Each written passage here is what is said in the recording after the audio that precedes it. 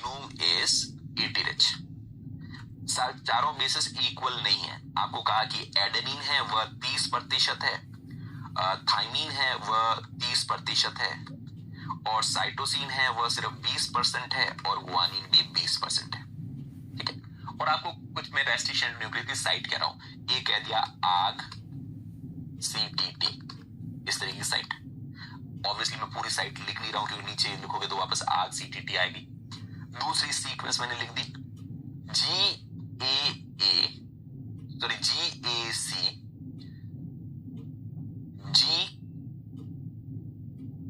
GTC, इस तरह की कोई दूसरी साइट है। और तीसरी साइट है GGGCCC।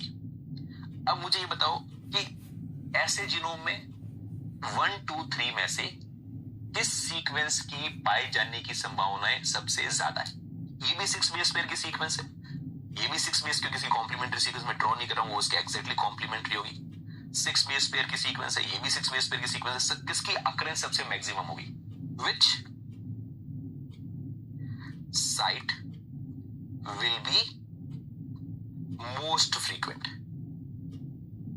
Most frequent, which site would be most frequent?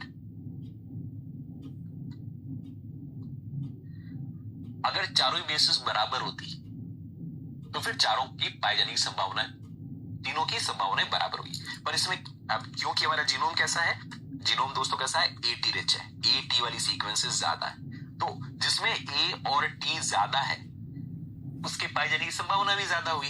इसमें तो A और T दो जगहों पर आ रहा है और इसमें तो आ ही नहीं रहा है, तो हम प्रोबेबिलिटी क्या होगी, सबसे ज्यादा पाए जाने की संभावना होगी 1 की, उसके बाद 2 की, और उसके बाद 3 की।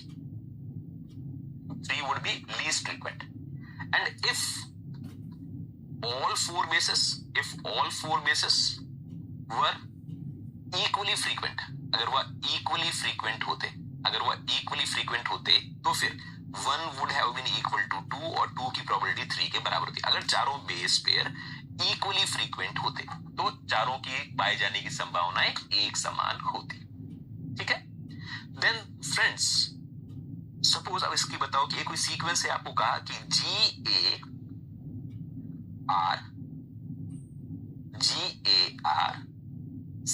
इसकी पाए जाने की सीक्वेंस की प्रोबेबिलिटी कितनी, कौन बताएगा? तो मान जाए कि हाँ बहुत बढ़िया, क्या इसकी प्रोबेबिलिटी क्या होगी, probability of occurrence. What would be the probability of occurrence? इस तरीके की सीक्वेंस की प्रोबेबिलिटी कितनी होगी, कौन बताएगा? बस यहां पर R लिख दिया हमने, प्रोबेबिलिटी ऑफ अकरेंस कितनी होगी। R का मतलब कोई भी प्यूरिन।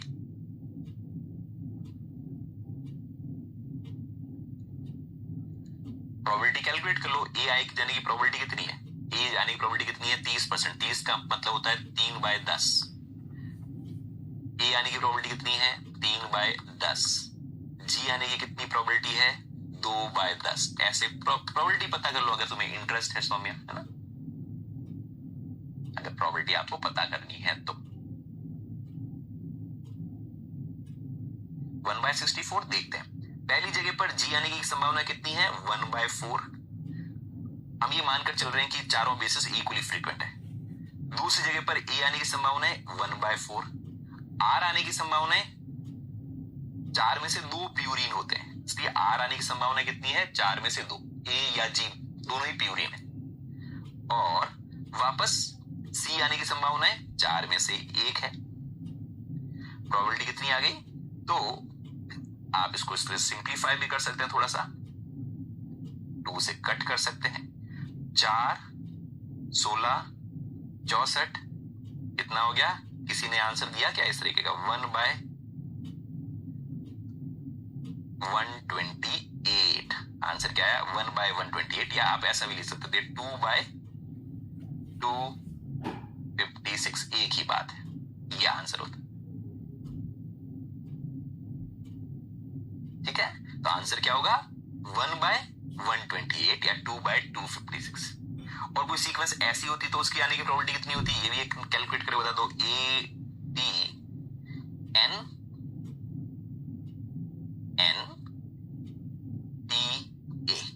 बताओ इसकी प्रोबेबिलिटी कितनी होगी, AT एंड TA, इसकी प्रोबेबिलिटी कितनी होगी?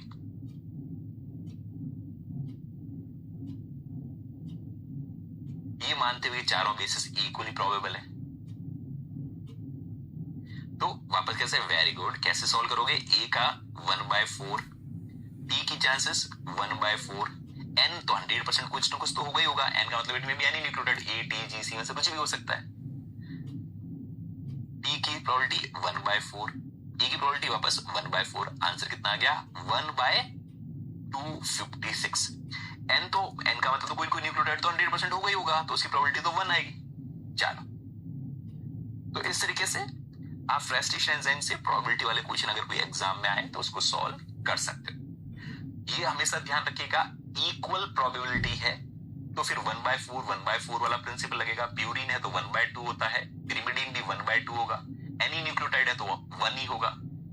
पर अगर बेसिस इक्वली डिस्ट्रीब्यूटेड नहीं है, AT रिच ज्यादा है तो वह सीक्वेंस ज्यादा पाई जाएगी जिसमें AT ज्यादा है। अगर जीनोम GC रिच ज्यादा है तो वह वाली साइट ज्यादा पाई जाएगी जिसमें G वाली C वाली सीक्वेंसेस ज्यादा है। ओके, चलो, तो ये तो बात हुई टाइप 2 रेस्ट्रिक्शन एंडोन्यूक्लियस के बारे में। अब हम बात करते हैं टाइप 3 रेस्ट्रिक्शन एंडोन्यूक्लियस के बारे में, उसके बारे में थोड़ी सी बात कर लेते हैं। टाइप 3 रेस्ट्रिक्शन एंडोन्यूक्लियस, ये ज्यादा काम के नहीं है पर फिर भी चलो इनके बारे में थोड़ी सी बात कर लेते हैं।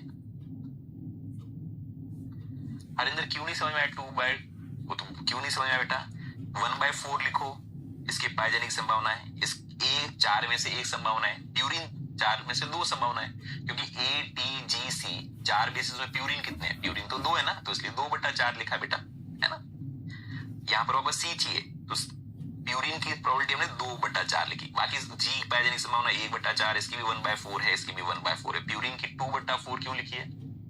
क्योंकि ATGC में से 2 प्यूरिन होते हैं, पिरिमिडीन भी होता तो 2/4 लिखते हैं।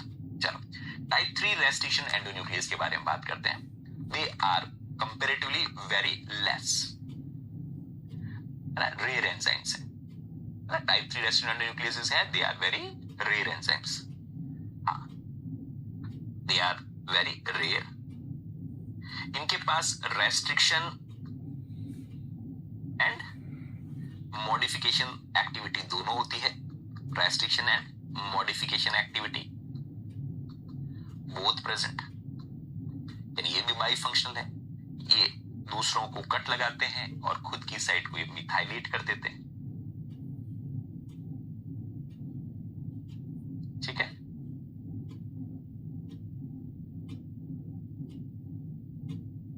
ओके। नाउ इनके पास रेस्ट्रिक्शन साइट, ध्यान रखिएगा दोस्तों, restriction site is approximately 24 to 26 base pair downstream of recognition site होती है, जो रिकॉग्नाइजेशन साइट है उसके 24 से 26 बेस पेयर डाउनस्ट्रीम। ठीक है दोस्तों, टाइप 3 रेस्ट्रिक्शन एंडोन्यूक्लियस को अपना काम करने के लिए मैग्नीशियम चाहिए, और क्योंकि इस पे मॉडिफिकेशन एक्टिविटी भी होती है, मिथाइलेशन करने का काम भी करते हैं, इसलिए इन्हें क्या चाहिए होगा? एस एडिनोसाइल मिथ्योनिन भी चाहिए। They require magnesium ion as well as uncle Sam भी चाहिए, एस एडिनोसाइल मिथ्योनिन जो मिथाइल डोनर का काम करेगा। ठीक है, क्योंकि ये थोड़े से डाउनस्ट्रीम में जाकर कट लगाते हैं तो एटीपी एनर्जी की तरह इनको चाहिए होता है। ठीक है,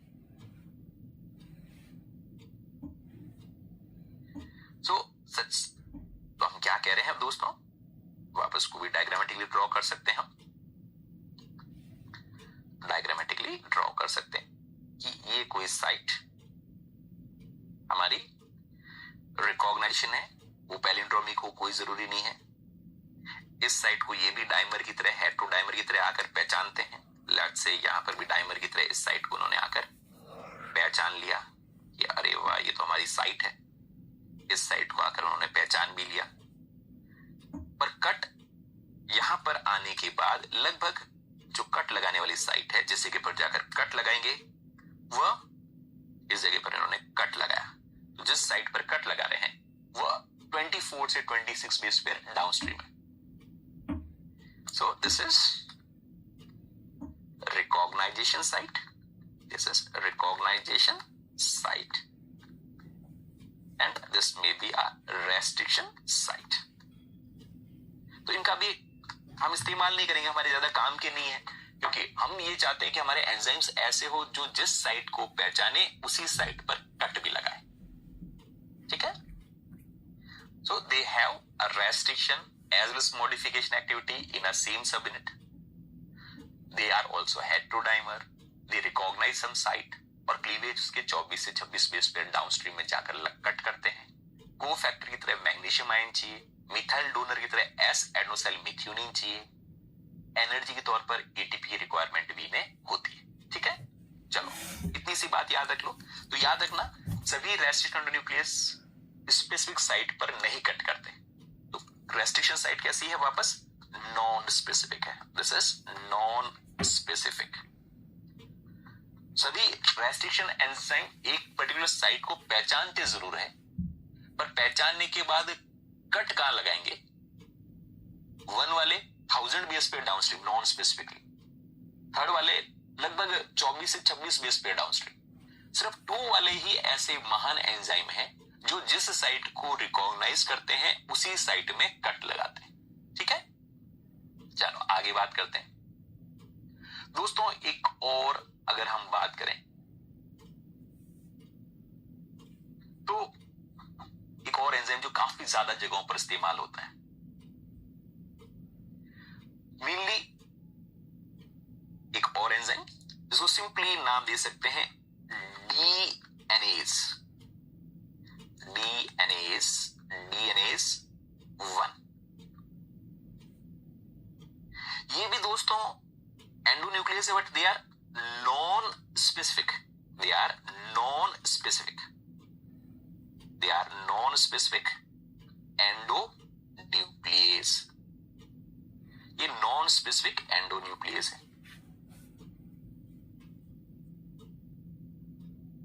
टाइप 1 टाइप 3 में बाकी सब कुछ सेम है, सिर्फ किस जगह पर कट लगा रहे हैं उसमें वेरिएशंस है। We can non specific endonuclease है, कैन क्लीव डबल स्ट्रैंडेड और single stranded DNA. Most often cleavages, most often आप देखेंगे cleavages adjacent, cleavages adjacent to C और डी, साइटोसिन या थाइमिन के बाद कट लगाने का काम करते हैं। तो ऐसा जैसे हम कहते हैं कई जगहों पर ऐसे स्टोन प्रोटीन है और उसके ऊपर कुछ इस तरीके से डीएनए कॉल्ड है, इस तरीके से उसके ऊपर क्या हो सकता है, डीएनए कॉल्ड। तो दोस्तों जैसे ही आप डीएनए का ट्रीटमेंट देंगे तो ये सारा डीएनए जो बीच में जो खुला हुआ डीएनए ना, इस डीएनए को कचुम्बर कौन निकालेगा, इस डीएनए को कौन कट कर सकता है, इस डीएनए को आप किससे कट कर सकते हैं, आप कट कर सकते हैं बाय डीएनएस 1। ये भेदभाव नहीं करता, cut cut cut cut cut cut cut लगाना शुरू कर लेता है। ठीक है, मोस्ट ऑफन इसका काम it is utilised for, most often it is utilised for removal of जो एक्सपोज्ड डीएनए है, विच इज एक्सपोज्ड डीएनए का मतलब which is not bound with protein, वहां पर इसका इस्तेमाल किया जाता है। जो स्टोन प्रोटीन के साथ बाउंड है वह नहीं कट पाएगा, बीच वाला जो डीएनए है उसके ऊपर कट लग जाएगा। And even it is also utilised for, अगर आरएनए को प्यूरिफिकेशन कर रहे हो, RNA isolation, RNA isolation and purification कर रहे हो, तो उस दौरान भी DNase 1 is used to remove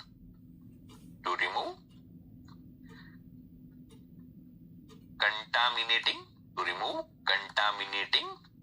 DNA. अगर आप आरएनए को प्यूरिफाई करना चाहते हो किसी पर्पस के लिए और आप चाहते हैं कि वहां पर डीएनए ना हो, तो वहां पर आप किसका इस्तेमाल कर सकते हो? डीएनएज 1 का इस्तेमाल कर सकते हो। हाँ श्वेता, इस डीएनए को हम लिंकर डीएनए कहते हैं, जो बीच वाला डीएनए जिसके ऊपर कट लग सकता है बच्चे।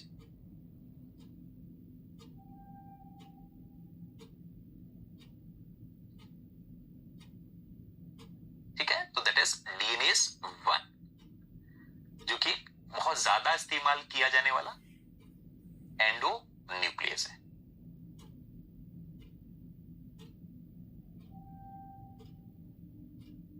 उसके बाद एक और एंजाइम के बारे में पढ़ लेते हैं, जिसके बारे में हम थोड़ा सा पढ़ चुके हैं, इसको हुआ तो हम आगे चले। एक और एंजाइम जिसका काफी ज्यादा इस्तेमाल किया जाता है, that is alkaline phosphatase. Normally phosphatase और फॉस्फेटेज में भी हम बात करेंगे, तो that would be referred to as alkaline phosphatase. एक और एंजाइम जिसका हम इस्तेमाल करते हैं, दैट इज दोस्तों referred to as alkaline phosphatase. नाम से पता चल रहा है ये फॉस्फेटेज है।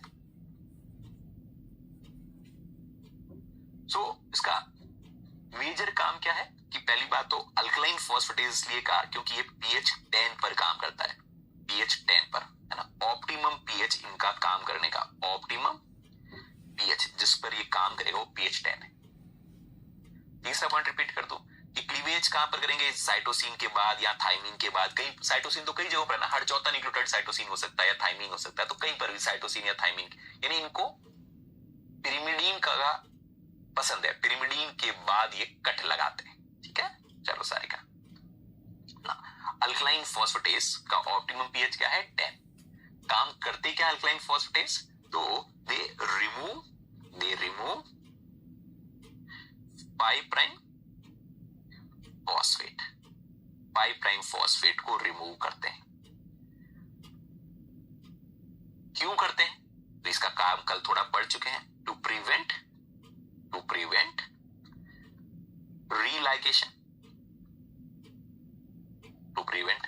रीलाइगेशन, और कॉनकैटामराइजेशन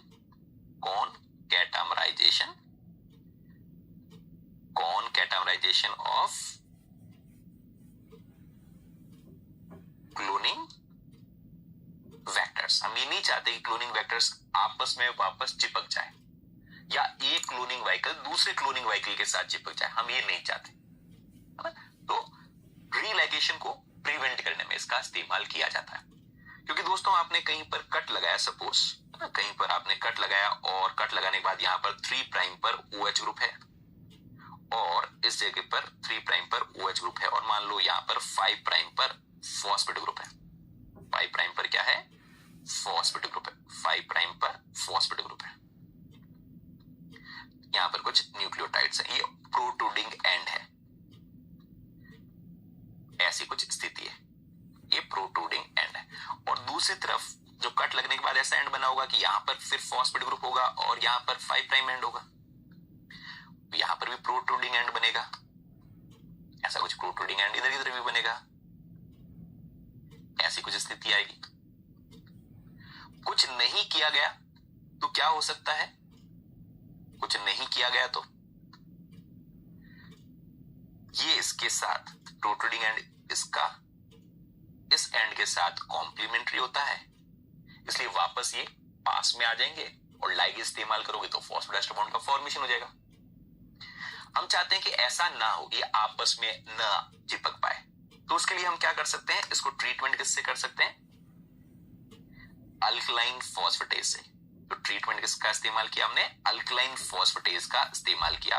पीएच को मेंटेन करके रखा आपने, पीएच को मेंटेन करके रखा सपोज 10 के आसपास। ऐसा करने पर क्या होगा दोस्तों? जो 3 प्राइम एंड पर जो फॉस्फेट ग्रुप है उसकी जगह पर भी क्या आ जाएगा? OH ग्रुप आ जाएगा। सॉरी 5 प्राइम पर जो फॉस्फेट ग्रुप है वहां पर भी क्या आ जाएगा? OH ग्रुप आ जाएगा। ऐसी स्थिति आ जाएगी। और ऐसी स्थिति आने की वजह से अब क्या होगा कि अगर ये आपस में हाइड्रोजन बॉन्डिंग करना शुरू भी करे पर लाइगेज इनको सील नहीं कर पाएगा, अब there would be no ligation reaction. अगर दोस्तों किसी प्रकार से ये वाला इसके साथ हाइड्रोजन बॉन्डिंग कर भी ले, लेकिन क्योंकि यहां पर भी OH ग्रुप है, सामने भी OH ग्रुप है, यहां पर भी OH ग्रुप है, यहां पर भी OH ग्रुप है, तो अब इनका रीलाइगेशन संभव नहीं। ठीक है, तो अल्कलाइन फॉस्फेटेज का काम क्या है? रिमूव 5 प्राइम फॉस्फेट, जिसे प्रिवेंट रीलाइगेशन या कॉन्टावराइजेशन किया जा सकता है। कुछ जगहों पर दोस्तों अल्कलाइन फॉस्फेटेज की रिक्वायरमेंट इसलिए भी पड़ती है कि हमें 5 प्राइम एंड को रेडियो लेबल करना होता है। तो 5 प्राइम एंड को रेडियो लेबल करना है तो एग्जिस्टिंग 5 प्राइम एंड से फॉस्फेट को हटाना पड़ेगा। तो आगे एक बात और लिख देते हैं, समटाइम्स अगर हमें 5 प्राइम एंड को रेडियो लेबल करना है विथ अ गामा 32 फॉस्फेट। हम चाहते हैं कि वह नॉर्मल फॉस्फेट की जगह पर रेडियो एक्टिव फॉस्फेट आ जाए, गामा 32 फॉस्फेट या जो भी, इतना ही लिखते हैं। रेडियो एक्टिव फॉस्फेट से हमें उसे नॉर्मल फॉस्फेट की जगह पर रेडियो एक्टिव फॉस्फोरस आना चाहिए, ताकि उस डीएनए को कैसे आएगा तनिया, फॉस्फेट ग्रुप हट गया तो पीछे OH ग्रुप ही रहेगा ना तनिया। उसके लिए आपको बेस का स्ट्रक्चर याद होना चाहिए, है ना। तो ये ऐसा कुछ होता है, यहाँ पर बेस है, यहाँ पर ये OH ग्रुप है जो फॉस्फोराइज्ड बॉन्ड में इन्वॉल्व है 3 प्राइम पर, यहाँ पर भी ये OH ग्रुप है। अगर डीएनए है तो यहाँ पर H है, यहाँ पर क्या होता है CH2O फॉस्फेट ग्रुप होगा, ये फॉस्फेट ग्रुप ऐसा होगा, है ना। ये फॉस्फेट ग्रुप होगा किनारे पर। अगर आपने फॉस्फेट ग्रुप को हटा दिया, यहाँ से फॉस्फेट ग्रुप को यहाँ से आप हटा देते हो, किनारे से फॉस्फेट ग्रुप को आप हटा दोगे तो O के साथ H ही आएगा ना बेटा, अपने आप 5 प्राइम पर क्या आ जाएगा, 5 प्राइम पर क्या आ जाएगा, जहां पर फॉस्फेट ग्रुप है वहां पर क्या आ जाएगा, OH आ जाएगा। तो फॉस्फेट ग्रुप को जैसे ही हटाया वहां पर OH ग्रुप आ गया। कई जगहों पर हमें क्या करना पड़ता है, 5 प्राइम को रेडियो लेबल करना पड़ता है। ठीक है, तो रेडियो लेबल करने के लिए हमें एक एंजाइम रिक्वायरमेंट पड़ेगा, इसका नाम है पॉलीन्यूक्लियोटाइड काइनेज। पर उससे पहले फर्स्ट स्टेप क्या होगा यहाँ पर दोस्तों, रेडियो लेबलिंग करने के लिए जो स्टेप 1 होगा दोस्तों, that would B often removal of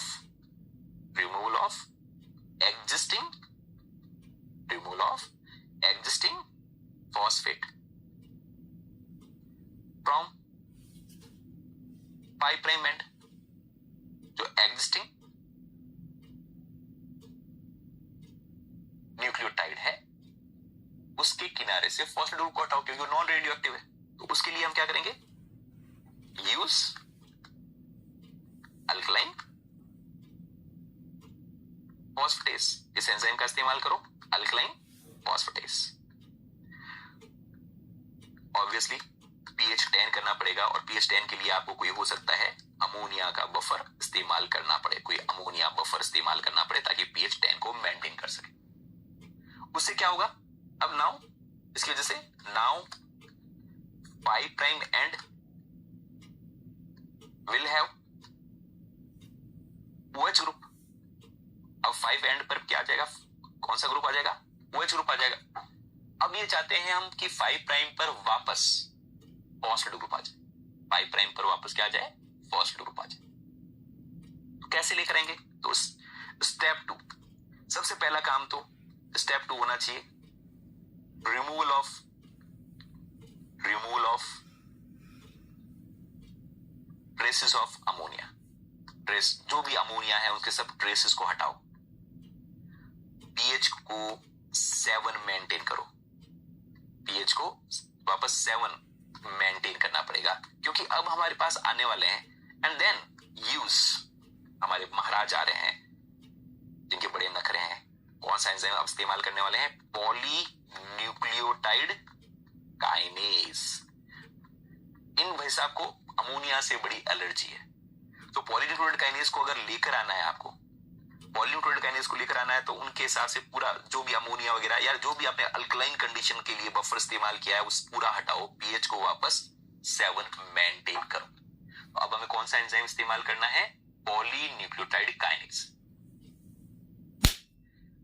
तो दोस्तों हम एग्जाम्पल है ना, तो हमारा क्या है, हम चाहते क्या थे, 5 प्राइम एंड को रेडियो लेबल करना, 32 फॉस्फेट आ जाए, ऑरिजिनल फॉस्फेट को तो हमने हटा दिया,